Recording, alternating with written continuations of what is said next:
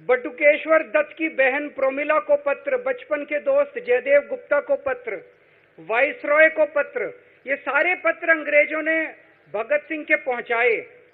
युवाओं के लिए जो पत्र लिखा वो पत्र बकायदा युवाओं के एक सम्मेलन में पढ़ के सुनाया गया। भगत सिंह की शहादत के 95 साल बाद आजाद भारत के अंदर एक क्रांतिकारी मुख्यमंत्री जेल गया। मैं अभी जेल गया, मैंने जेल से एक ही पत्र लिखा था एलजी साहब को। 15 अगस्त था, देश का स्वाधीनता दिवस था। देश के आजादी के दिवस के ऊपर दिल्ली का मुख्यमंत्री दिल्ली सरकार की तरफ से झंडा फहराता है। मैंने एलजी साहब को 3 दिन पहले चिट्ठी लिखी, 15 अगस्त के 3 दिन पहले, कि एलजी साहब, मैं चूंकि जेल में हूं, मेरी जगह आतिशी जी को झंडा फहराने की इजाजत दी जाए। कुछ गलत तो नहीं लिखा? वो चिट्ठी मेरी एलजी साहब तक नहीं पहुंचाई गई, मुझे चिट्ठी वापस करी गई और मेरे को ये वार्निंग जारी की गई। ये वार्निंग भी लेके आया हूं, जिंदगी भर साथ रखूंगा ये मेरे को वार्निंग दी गई कि दूसरी बार अगर आपने एलजी साहब को चिट्ठी लिखने की हिम्मत करी तो आपके साथ जो फैमिली मुलाकात होती है हर हफ्ते, वो फैमिली मुलाकात बंद कर दी जाएगी। मैं मन में सोच रहा था, अंग्रेजों ने भी नहीं सोचा था कि आजाद भारत के अंदर 95 साल के बाद अंग्रेजों से ज्यादा क्रूर और अत्याचारी शासक इस देश के ऊपर आएगा। आपने सुना होगा, बटुकेश्वर दत्त और भगत सिंह ने असेंबली में एक बम फेंका था, या सुना है सब लोगों ने? तो दोनों को जेल हुई, दोनों को एक ही जेल में रखा गया, बगल बगल वाली कोठरी में रखा गया। ये मैं चिट्ठी पढ़ के सुना रहा हूं आपको भगत सिंह की, जो उन्होंने प्रोमिला को, बटुकेश्वर दत्त की बहन को लिखा। कल रात बट्टू को किसी दूसरी जेल में भेज दिया गया है, तब तक वो उनके साथ ही था भगत सिंह के। ये चिट्ठी 17 जुलाई 1930 की है। उनकी जुदाई मेरे लिए असहाय हो रही है। भगत सिंह लिख रहे हैं बटुकेश्वर दत्त की बहन को कि बटुकेश्वर दत्त की जुदाई मेरे लिए असहनीय हो रही है। आज पहला दिन है जब मैं अपने को पूरी तरह उद्विग्न पा रहा हूं और मेरे लिए हर मिनट एक बोझ बन गया है। एक मित्र से जुदा होना सचमुच सगे भाई से भी ज्यादा प्रिय थे मेरे को बटुकेश्वर। तो दोनों साथ रहते थे। 95 साल के बाद मनीष सिसोदिया और केजरीवाल एक ही केस में जेल जाते हैं। मनीष सिसोदिया को अलग जेल में रखते हैं, मेरे को अलग जेल में रखते हैं, साथ मिलने की इजाजत नहीं दी जाती। आजादी की लड़ाई जब हुई, जवाहरलाल नेहरू जेल गए, महात्मा गांधी जेल गए, बाबा साहब अंबेडकर जेल गए, चंद्रशेखर आजाद जेल गए, अशफाकुल्ला जेल गए, कितने स्वतंत्रता सेनानी जेल गए, कई कई सालों तक जेल गए। जब वो जेल जाते थे, उनसे मुलाकात के लिए उनके साथी उनसे मिलने जाया करते थे, उनके घर के लोग जाते थे, उनके रिश्तेदार उनसे मिलने जाते थे, और जब वो मिलने के लिए जाते थे वो उनसे पॉलिटिकल बातें करते थे। वो उनसे बातें करते थे कि कैसे अंग्रेजों को उखाड़ के फेंकना है, जब मिलने के लिए जेल में जाते थे। जब मैं जेल में था, एक दिन संदीप पाठक मेरे से मिलने के लिए आया। मैं भी पॉलिटिकल आदमी हूं, वो भी पॉलिटिकल, हमारी पार्टी का संगठन मंत्री है। आके उसने मेरे से पॉलिटिकल बातें करी, और क्या करता, रोमांटिक बातें थोड़ी करता। तो पॉलिटिकल आदमी वो, पॉलिटिकल आदमी मैंने उससे पूछा देश में क्या चल रहा है, उसने देश की पॉलिटिकल हालत बताई। मैंने उससे पूछा पार्टी में क्या चल रहा है, उसने संदीप पाठक को ब्लैकलिस्ट कर दिया गया, उसके बाद मेरे से मिलने नहीं दिया गया। भगत सिंह जब फांसी पे चढ़े, उन्होंने सपने में भी नहीं सोचा था कि ऐसा भारत होगा।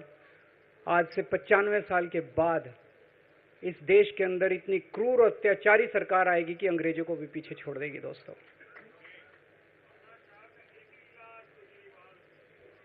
मुझे जेल क्यों भेजा इन लोगों ने? ऐसा नहीं कि केजरीवाल ने कोई भ्रष्टाचार किया, वो इनको भी पता है, मेरे को भी पता है, आपको भी पता है। इन्होंने जेल क्यों भेजा मेरे को? इनका मकसद था आम आदमी पार्टी को तोड़ना। इनका मकसद था केजरीवाल के हौसले को तोड़ना, केजरीवाल की हिम्मत को तोड़ना। इन्होंने फॉर्मूला बना रखा है। आप देख रहे हो किस तरह से एमएलए तोड़ दो, एमएलए खरीद लो, ईडी भेज के डरा दो, सीबीआई भेज के डरा दो, फर्जी केस कर दो, जेल में डाल दो, पार्टी तोड़ दो। महाराष्ट्र में कैसे उन्होंने दो दो राष्ट्रीय पार्टियां तोड़ दी, पार्टी तोड़ दो, सरकारें गिरा दो और अपनी सरकार बना लो। इनको यह लग रहा था केजरीवाल को जेल भेज देंगे तो दिल्ली में इनकी पार्टी टूट जाएगी, दिल्ली में बीजेपी की सरकार बना लेंगे। इनको लग रहा था पंजाब की सरकार तोड़ के पंजाब में हम अपनी सरकार बना लेंगे, इनके एमएलए तोड़ लेंगे। लेकिन हमारी पार्टी नहीं टूटी, हमारे एमएलए नहीं टूटे, हमारे एमएलए तो छोड़ो, कार्यकर्ता भी नहीं टूटे। इनकी बड़ी बड़ी साजिशों के खिलाफ, बड़े बड़े षड्यंत्रों के खिलाफ केवल आम आदमी पार्टी में ताकत है जो आज इनका सामना कर रही है। इनको लगा केजरीवाल के हौसले तोड़ देंगे। आज मैं आपके सामने खड़ा हूं और मैं पूरे विश्वास के साथ कह रहा हूं कि जेल के इन 150-200 दिन जो मैं जेल में रहा, इन दिनों ने मेरे हौसले को और 100 गुना बढ़ा दिया है, कम करने की बजाय। ये लोग पूछते हैं कि केजरीवाल जब जेल में था इसने इस्तीफा क्यों दिया, क्यों नहीं दिया? जेल में से सीएम के पद से इस्तीफा क्यों नहीं दिया? मैंने इस्तीफा इसलिए नहीं दिया क्योंकि मैं देश के जनतंत्र को बचाना चाहता था। इन्हें जो इतने फॉर्मूले बना रखे हैं, एमएलए तोड़ दो, पार्टियां तोड़ दो, एमएलए खरीद लो, डरा दो। अब एक फॉर्मूला और इन्होंने नया बनाया है। जहां जहां ये चुनाव हारे, वहां वहां के मुख्यमंत्री पे फर्जी केस करके उसको गिरफ्तार कर लो और उसकी सरकार गिरा दो। अगर मैं इस्तीफा दे देता, अगर मैं हेमंत सोरेन साहब ने इस्तीफा दिया, मैं भी इस्तीफा दे देता। इन्होंने सीतारमैया पे भी अभी केस किया है, इस सीतारमैया साहब के ऊपर। इन्होंने पिनाराई विजयन के ऊपर भी केस कर रखे हैं, ममता दीदी के ऊपर केस कर रखे हैं। ये एक ऑपोजिशन के मुख्यमंत्री को नहीं छोड़ते, एक एक को पकड़ के फर्जी केस कर करके उनको जेल में डाल देते और एक एक की सरकार गिरा देते। मैं जेल में गया, अभी 10 दिन पहले सुप्रीम कोर्ट की एक बेंच ने पूछा सरकार से कि जेल के अंदर से सरकार क्यों नहीं चल सकती। बड़ा आप लोगों ने अखबार में, सुप्रीम कोर्ट ने पूछा है केंद्र सरकार से कि जेल के अंदर से सरकार क्यों नहीं चल सकती, तो जेल के अंदर से सरकार साबित कर दिया हमने। अब मैं देश के सारे नॉन बीजेपी मुख्यमंत्रियों से हाथ जोड़ के विनती करना चाहता हूं, अब अगर प्रधानमंत्री जी हिम्मत करें आप पे फर्जी केस करके आपको जेल में डालें, इस्तीफा मत देना, किसी हालत में इस्तीफा मत देना।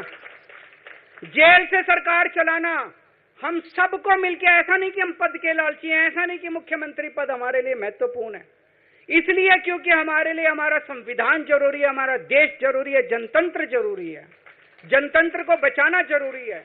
इतने भारी बहुमत से जीती हुई सरकार, एक बार 70 में से 67 सीट आई, एक बार 70 में से 62 सीट आई और आप पकड़ के जेल में डाल दोगे और कहोगे इस्तीफा दे।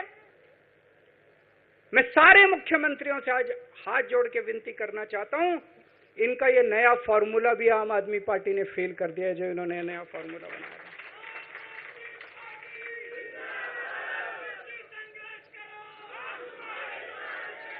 आज इनकी हर षड्यंत्र, हर साजिश से सामना करने की ताकत आम आदमी पार्टी में है। क्यों? क्योंकि हम ईमानदार हैं। दिल्ली में सरकारी स्कूल थे, गरीबों के बच्चे सरकारी स्कूल में पढ़ने जाया करते थे। सरकारी स्कूलों की हालत बहुत खराब थी, गरीबों के बच्चों का कोई भविष्य नहीं था। 16 लाख बच्चे दिल्ली के सरकारी स्कूलों में पढ़ते थे। टूटे फूटे टिन के स्कूल थे, डिब्बे थे, स्कूल क्या डिब्बे थे, कोई पढ़ाई नहीं होती थी, गरीबों के बच्चों का भविष्य खराब था। उन गरीबों के बच्चों को पिछले 10 साल के अंदर 18 लाख बच्चों को हमने सरकारी स्कूल अच्छे बना के भविष्य दिया है। हम ये कैसे कर पाए? हम ये कर पाए क्योंकि हम ईमानदार हैं। आज अगर किसी के घर में कोई बीमार हो जाए, प्राइवेट में ले जाओ, लाखों लाखों रुपए खर्च हो जाते हैं अगर थोड़ी सी सीरियस बीमारी हो। छोटी सी बीमारी हो 10-15 हजार रुपए कहीं नहीं गए, इन बड़े बड़े अस्पतालों में ले जाओ। दिल्ली के अंदर हर सरकारी अस्पताल को शानदार बनाया, नए नए सरकारी अस्पताल खोले, गली गली में मोहल्ला क्लिनिक खोला, लोगों की चाहे अमीर हो चाहे गरीब हो सबका इलाज, सबकी दवाइयां, सबके टेस्ट, पूरा इलाज मुफ्त कर दिया। क्यों? क्योंकि हम ईमानदार हैं। आज दिल्ली की महिलाएं जब बस में सफर करती हैं उनकी टिकट नहीं लगती। बाकी देश की सरकारें घाटे में चल रही हैं, दिल्ली की सरकार ये सब सुविधा देने के बावजूद फायदे में चल रही है। क्यों? क्योंकि हम ईमानदार हैं। आज दिल्ली के अंदर इतनी सुविधाएं, 24 घंटे बिजली आती है आज दिल्ली में, पहले 8-8 घंटे के पावर लगते थे। हम ये कर पाए क्योंकि हम ईमानदार हैं। आज दिल्ली के लोगों को फ्री बिजली मिल रही है, कैसे? क्योंकि हम ईमानदार हैं। आज दिल्ली में जगह जगह सीसीटीवी कैमरे लग गए, स्ट्रीट लाइट्स लग रही हैं, लोगों को तीर्थ यात्रा कराई जा रही है। इतने कच्ची कॉलोनियों के अंदर पिछले 75 साल में इतनी सड़कें और गलियां नहीं बनी जितनी पिछले 10 साल के अंदर में सड़कें और गलियां बना दी। 75 साल के अंदर दिल्ली में इतनी पानी की पाइपलाइन नहीं डली जितने पिछले 10 साल के अंदर पानी की पाइपलाइन डाल दी। कहां से आया पैसा? क्यों? क्योंकि हम ईमानदार हैं। ये हमारी ईमानदारी से डरते हैं, ये हमारी ईमानदारी से डरते हैं। ये बिजली फ्री नहीं कर सकते, क्यों? ये बेईमान है। ये स्कूल ठीक नहीं कर सकते, इनकी 30-30 साल से सरकारें चल रही हैं कई राज्यों के अंदर, 25-25 साल से, 15-15 साल से इनकी सरकारें चल रही हैं। ये स्कूल ठीक नहीं कर सकते, अस्पताल ठीक नहीं कर सकते, ये फ्री इलाज नहीं दे सकते, ये बिजली फ्री नहीं कर सकते, ये 24 घंटे बिजली नहीं कर सकते। क्यों? ये बेईमान, ये बेईमान है। आज इन्होंने ईडी छोड़ दी, इनकम टैक्स छोड़ दिया, दिल्ली पुलिस छोड़ दी, इतने केस कर दिया हमारे ऊपर, और हम डट के खड़े हैं इनके खिलाफ, इनका मुकाबला कर रहे हैं क्योंकि हम ईमानदार हैं। इसलिए ये मेरे को बेईमान साबित करना चाहते हैं, ये मेरे को बेईमान साबित करना चाहते हैं। मेरे ऊपर कीचड़ फेंक रहे हैं, मेरे ऊपर लांछन लगा रहे हैं, मुझे सुबह शाम गालियां देते हैं, लेकिन मेरे लिए बीजेपी इंपॉर्टेंट नहीं है, मेरे लिए आप लोग इंपॉर्टेंट हो। अगर देश की जनता, दिल्ली की जनता को लगता है केजरीवाल बेईमान है, मैं 1 मिनट के लिए सीएम की कुर्सी पे भी नहीं बैठूंगा, 1 मिनट के लिए मैं बैठने को तैयार नहीं। मैंने अपने जीवन में कुछ नहीं कमाया, मेरा बैंक अकाउंट खाली है, हमारी पार्टी का बैंक अकाउंट खाली है। मैंने जिंदगी में कुछ नहीं कमाया, अपनी इज्जत और अपनी ईमानदारी के सिवा मेरे पास कुछ नहीं आया। इनकम टैक्स में कमिश्नर की नौकरी करता था, 2000 में नौकरी छोड़ के सन 2000 से 2010 तक 10 साल मैंने दिल्ली की झुग्गियों के अंदर बिताए हैं। कुछ महीने दिल्ली की झुग्गियों में जाके रहा मैं, झुग्गी के अंदर, नंद नगरी, सुंदर नगरी की झुग्गियों के अंदर मैंने गली गली में खाक छानी है कि गरीब आदमी रहता कैसे, उसके घर का गुजारा कैसे चलता है। अगर पैसे कमाने हो तो इनकम टैक्स कमिश्नर की नौकरी बुरी नहीं थी। और जब मैंने नौकरी छोड़ी थी तब कोई पार्टी नहीं थी, कुछ नहीं थी। ऐसा नहीं था कि उस टाइम ये था मुख्यमंत्री बनने चला था या कोई पार्टी, कुछ नहीं था, कोई भविष्य नहीं था, केवल देश के लिए जुनून था कि देश के लिए कुछ करना है,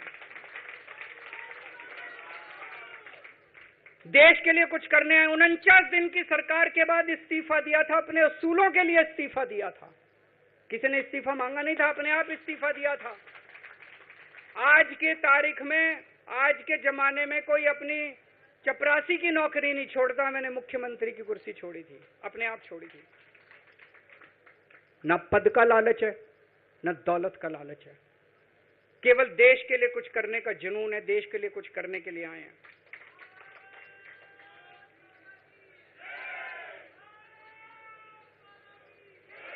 इन्होंने मेरे ऊपर आरोप लगाए, मनीष जी के ऊपर आरोप लगाए हैं। इस देश का जो सबसे कठोर कानून है, ईडी का कानून, पीएमएलए, जिसमें बेल भी नहीं मिलती, बेल मिलनी भी मुश्किल है, उसके अंदर हमारे ऊपर तरह तरह के इन लोगों ने आरोप लगाए हैं। कोर्ट से हमको बेल मिल गई, उसके बावजूद आज की तारीख में आज जो स्थिति है, इससे फालतू कोर्ट और कुछ नहीं कर सकता था जितना कोर्ट ने कर दिया हमारे पक्ष में। हम कोर्ट के बहुत शुक्रगुजार हैं। कोर्ट ने हमें बेल दे दी, अभी बेल तक ही दे सकता था।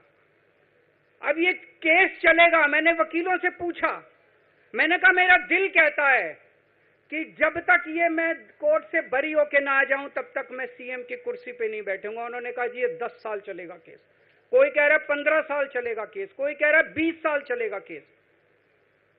तो केस ये अभी लंबा चलेगा। आज कोर्ट जितना कर सकता था, कोर्ट ने हमारे पक्ष में निर्णय लिया है, हमें बेल दे दी। उन्होंने ऐसे कानून में जिसमें बेल मिलनी नामुमकिन होती है, उन्होंने बेल दे दी।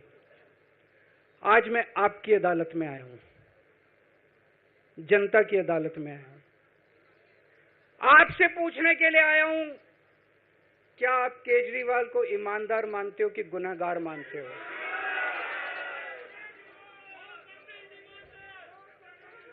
मैं दिल्ली की जनता से पूछना चाहता हूं, मैं देश की जनता से पूछना चाहता हूं कि क्या केजरीवाल ईमानदार है कि गुनहगार है? दोस्तों, 2 दिन के बाद, आज से 2 दिन के बाद मैं सीएम की कुर्सी से इस्तीफा देने जा रहा हूं।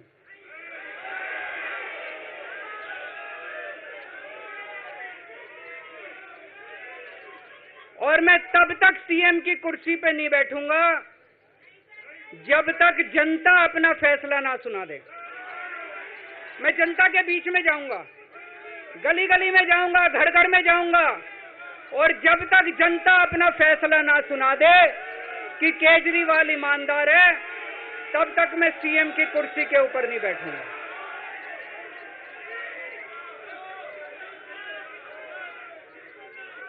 आज से कुछ महीने बाद चुनाव है, दिल्ली के चुनाव हैं। मैं जनता को निवेदन करना चाहता हूं, अपील करना चाहता हूं, अगर आपको लगता है केजरीवाल ईमानदार है, मेरे पक्ष में वोट दे देना। अगर आपको लगता है केजरीवाल गुनहगार है, मेरे को वोट मत देना। आप अगर मेरे को, आपका एक एक वोट मेरी ईमानदारी का सर्टिफिकेट होगा। अगर आप मेरे को वोट देके जिताओगे और अगर आप कहोगे कि केजरीवाल ईमानदार है, तो चुनाव के बाद, उसके बाद जाके मैं सीएम की कुर्सी पे बैठूंगा। तब तक मैं सीएम की कुर्सी पे नहीं बैठूंगा।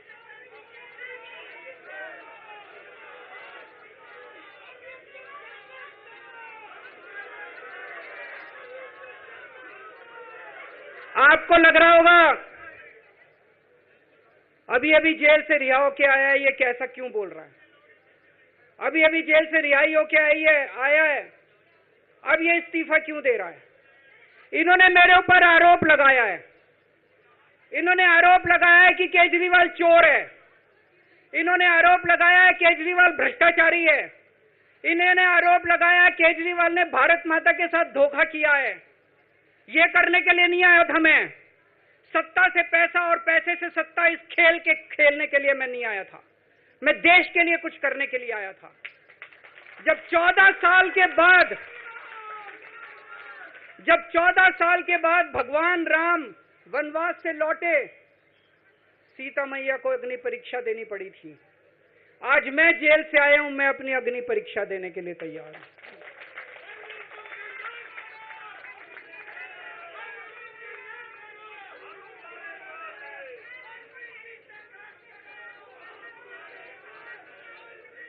ये कुछ लोग बोल रहे हैं सुप्रीम कोर्ट ने कुछ कंडीशंस लगाई हैं, काम नहीं कर पाएंगे। पिछले 10 साल में इन लोगों ने कंडीशन लगाने में कोई कसर छोड़ी थी? एलजी साहब ने कंडीशन लगाने में कोई कसर छोड़ी थी? केंद्र सरकार ने 1 कानून, 2 कानून, 3 कानून, कानून पे कानून डाल के मेरी पावर छीन ली, पर आपके काम बंद नहीं होने दिए मैंने। ये कंडीशन हमारे लिए कोई वो नहीं रखती, कोई हमारे लिए अड़चन पैदा नहीं करती ये कंडीशन। इन कंडीशन को भी देख लेंगे, लेकिन मेरे लिए जो मायने रखता है वो है मैंने अपनी जिंदगी में ईमानदारी कमाई है। अगर आपको लगता है केजरीवाल ईमानदार है, जम के वोट दे देना मेरे पक्ष में। चुनाव के बाद सीएम की कुर्सी पे जाके बैठूंगा।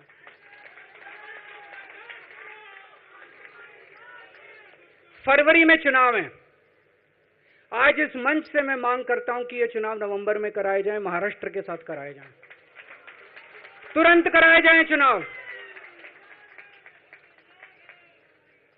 और जब तक आपका फैसला नहीं आएगा तब तक मैं जिम्मेदारी नहीं संभालूंगा। और मैं जब तक चुनाव नहीं होते, मैंने जैसे बताया 2 दिन के बाद मैं अपना इस्तीफा दूंगा। जब तक चुनाव नहीं होते तब तक मेरी जगह आम आदमी पार्टी से कोई और मुख्यमंत्री बनेगा। अगले 2-3 दिन के अंदर विधायक दल की मीटिंग होगी और विधायक दल की मीटिंग में अगले मुख्यमंत्री के नाम का तय किया जाएगा। मैं मनीष जी से बात कर रहा था, जो पीड़ा मेरे मन में है वो पीड़ा मनीष जी के मन में भी है। इनके लिए भी वही सब कहा गया जो मेरे लिए कहा गया है। मनीष जी का भी कहना है कि ये दिल्ली के उप मुख्यमंत्री और शिक्षा मंत्री और मंत्री का पद तभी संभालेंगे जब दिल्ली की जनता कहेगी कि मनीष सिसोदिया ईमानदार है। तो मैं और मनीष सिसोदिया, हम दोनों का फैसला आपके हाथ में है, जनता के हाथ में है। हम दोनों जनता की अदालत में जा रहे हैं, गली गली जाएंगे, जनता के बीच में जाएंगे और उनसे पूछेंगे, अगर जनता कहेगी ईमानदार है तो हम आके इसकी कुर्सी पे बैठेंगे। 2020 में आया था मैं, 2020 में मैंने कहा था, मैंने अगर काम किया हो तो मेरे को वोट देना और काम नहीं किया हो तो वोट मत देना, कहा था कि नहीं कहा था?